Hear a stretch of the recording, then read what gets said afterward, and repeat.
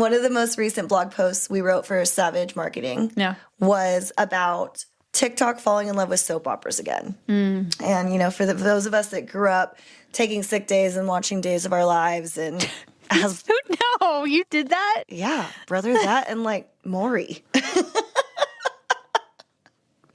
I liked a little bit of drama and then even more drama sprinkled on top.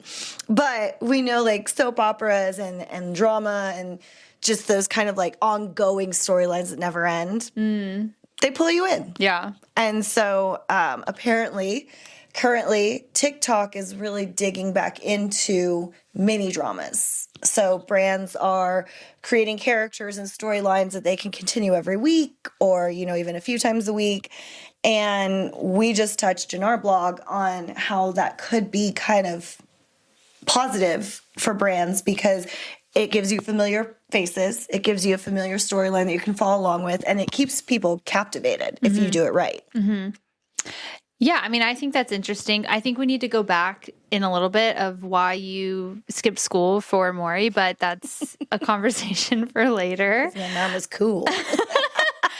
I think this is really cool because, you know, we talk a lot about humanity, you know, and being like your competitive advantage at this point in the game is being not even authentic, but just like being real. Yeah. And having real people on your social doing real shit. But when I hear this and I'm thinking of somebody who's like, great, this is awesome, let's be unique. Is there a large production for this? So like what you're seeing, what is it only for brands who can produce something of high production value? Is it something that you're overthinking it? You know, what makes it a mini drama? And I would argue you don't need a whole production crew. You just need a good script. Yep. You know, you need to invest some into... Absolutely. You can't you can't have, you know, a dark janitor's closet and you're like, all right, cool, this should do the trick with fluorescent lighting. But I think as long as you're unique, creative, and I think the biggest key is having fun with it. You know what I mean? Like if it's supposed to be serious, sure. But a lot of the ones that I've found that I find entertaining are it's real life, it's authenticity, but it's also fun. And you feel like you're just watching your friends making a series. It feels like you're watching The Office, like you're watching something that's a comfort show. Okay, so these aren't, just in case somebody's still kind of confused on what mini drama means or a content series, because we heard of content series before. It's a recurring theme of content that you're putting out on your social media.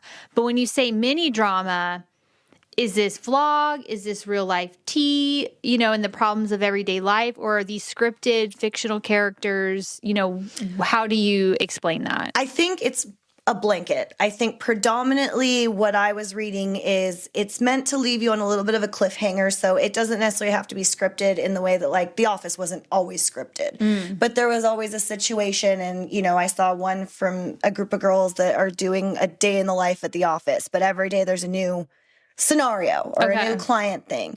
So I think you really can bring it back to what's going on in your business or brand.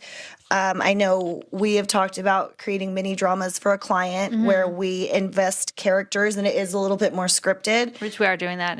Can't wait. I know. I'm so excited. It was a little salt-based sprinkle. It's not out yet, so. But I mean, you know, we're doing that where it's more scripted, but we know it's going to kind of go off the hinges anyway. But I think the important thing is what this article that I read said is that you really want to have familiar faces. You really want to have a storyline that people can follow, but you can still jump in. You know, that's where I think content creators thrive is you may have been watching them for months or you may just jump in, but you're like, oh, this was funny and engaging and I liked it. But it also leaves something to be desired. There's a reason why you might want to watch more, you know? Now, I think one thing that could be an important takeaway, and there's so much to unpack here, but when we say mini drama, and I'm thinking of a client that's a product or a service or a bar or like an entertainment venue, right? Yeah.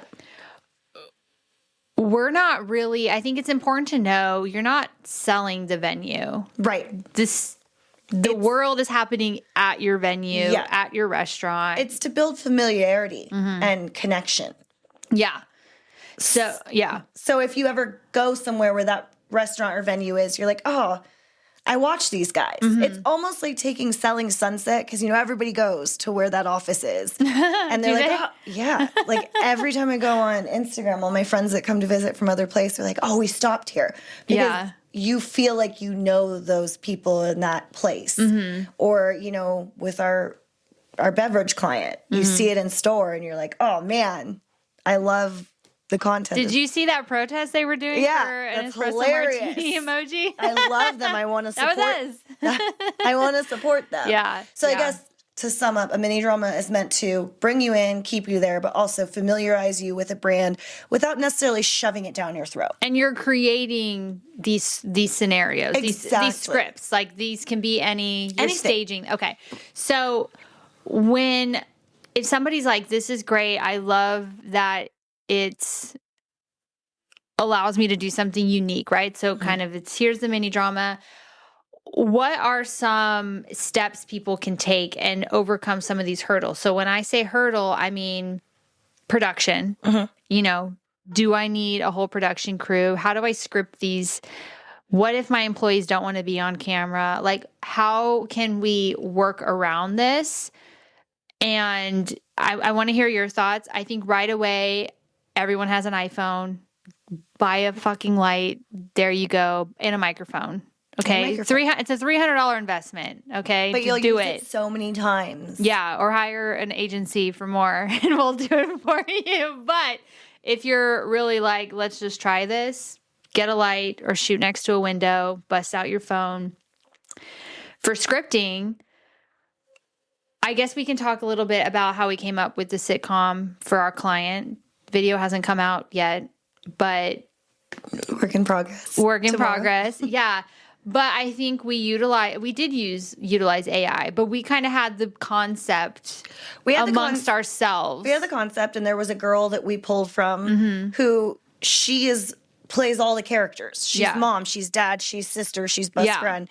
And I think we pulled from that, which is authentic. That's people. And then we plugged it into AI to help us a little bit. But I also think once we got the characters, it was easy to create personalities and script for them. Yeah. So as soon as you know what a person's purpose is in this script or production, it's like, who would that person be? Yeah. So kind of what we did is we said we want to do a sitcom. We already knew we wanted a sitcom. We knew we wanted characters. And we kind of talked what these personas were. Yep. Like you and I kind of brainstormed like, oh, this would be a good persona. This person embodies that. And then we used ChatGPT to kind of feed it. Here's our sitcom. Here's the premise. Here's our characters and the personas. Yep. And then we fed it real life scenarios to help flesh out the script. Because we're not screenwriters. Like, no, we're not. That's utilizing a tool. Absolutely. And then from there, we would go off and it was almost like ad lib. Yeah. What would this person say? What would this person say? But if you don't want to do that, if you can feed everything into a tool, you're not being inauthentic. You're not relying solely on it to create it for you, but you're utilizing, hey, like, what can you turn this into a super easy script? Yeah, and then you can kind of tweak it from there. Absolutely. Yeah. I think it's great. That's a good example of AI working with you. I agree. And to answer your point about if people don't want to be in it, I've worked for plenty of brands and businesses where the staff don't want to be in it. We come across that all the time. And, if you have a social marketing team, 90% of the time they're used to being in front of a camera or talking, so you can utilize them. If the budget calls for it, there's always people that you can hire. Or do it yourself. I was going to say, or do it yourself. Yeah. You just have to have one or two people that are willing to be in front of a camera. We're going to play 7 different characters. Yeah. Just change wigs your hat. and outfits. Yeah. I really love this topic because it allows you to be so creative. And here's another thing too, you have to ask yourself, like, is this going to pay off? Is it really going to turn things around with our social content? Or am I just being cheap? Because if it's to the point where employees don't want to do it, well, then work out a deal with an employee. Yes. To be like, here, I'm going to, you can clock out at this time, or I'm going to pay you a little bit more to do this. Like, strike that deal. There's nothing wrong with that.